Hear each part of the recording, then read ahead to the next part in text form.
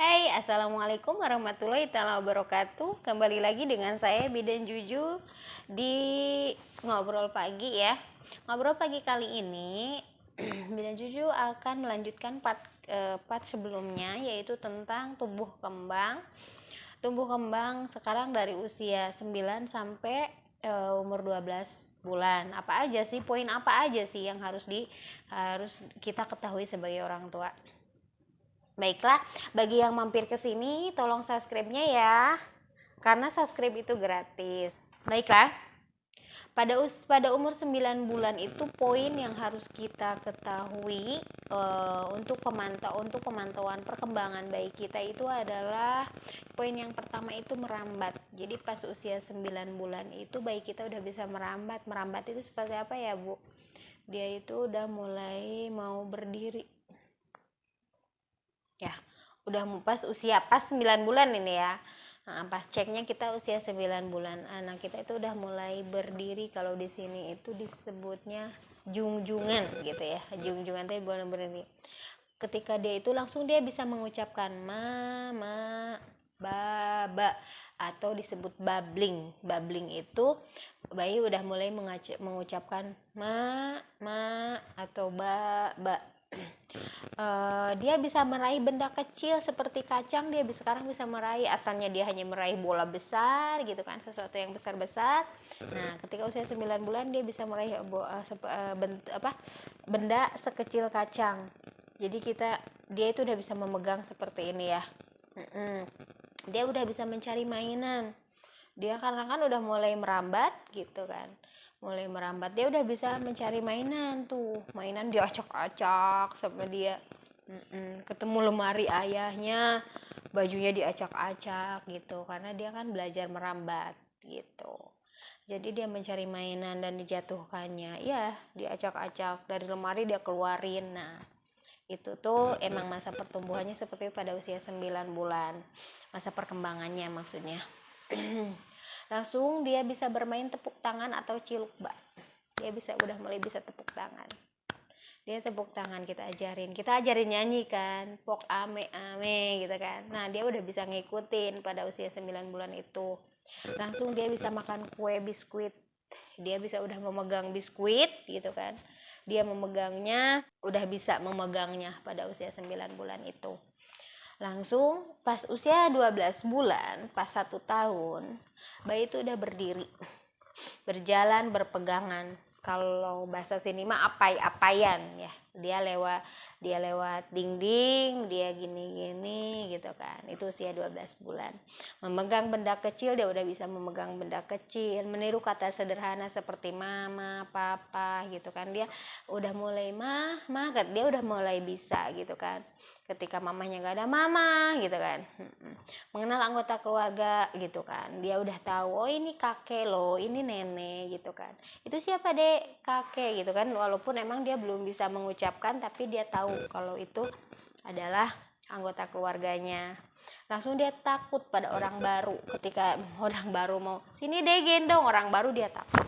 Dia menghindar karena dia takut gitu. Menunjuk apa yang dia inginkan. Misalkan dia pengen jajan, dia udah menunjuk. Itu usia 1 tahun itu anak udah mampu seperti itu. Itu poinnya ibu-ibu. Harus kita tahu poin-poin itu biar nanti tuh ketika emang ada yang belum, terus kita stimulasi, kita terus rangsang dia biar mampu, biar bisa. Karena harus balance antara pertumbuhan dan perkembangannya. Bukan hanya berat badan yang kita pantau, yang kita takutin bukan hanya berat badan tapi perkembangannya gitu. Jadi harus seimbang alias balance ya. Ya, apa aja sih yang harus kita lakukan? Yang kita lakukan dari usia 6 sampai 12 bulan itu, kita sebagai orang tua harus mengajari. Sebagai orang tua, sebagai neneknya atau sebagai kakeknya, kita harus ajarin duduk anak kita dari usia 6 bulan. Belajarkan dia duduk ya. Ajak dia ciluk ba itu suatu rangsangan.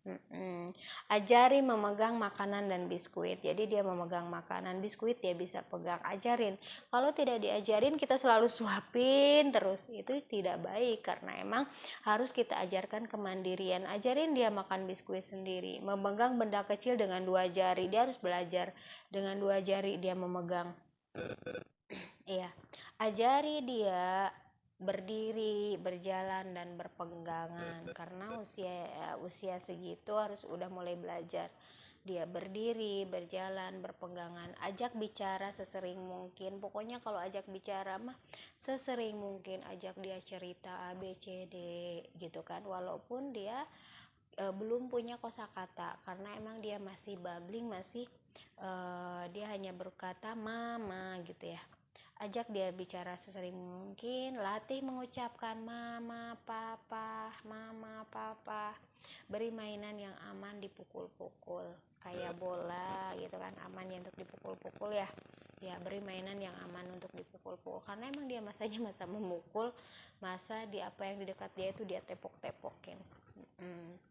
Beri mainan. Yang harus kita lakukan adalah selalu memantaunya. Pantau dia, berikan dia stimulus ya pada usianya.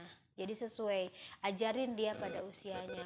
Jangan ngajarin dia apa belum usianya dia udah diajarin nulis gitu kan, karena itu belum usianya. Ajarin sesuai usianya, terus stimulus.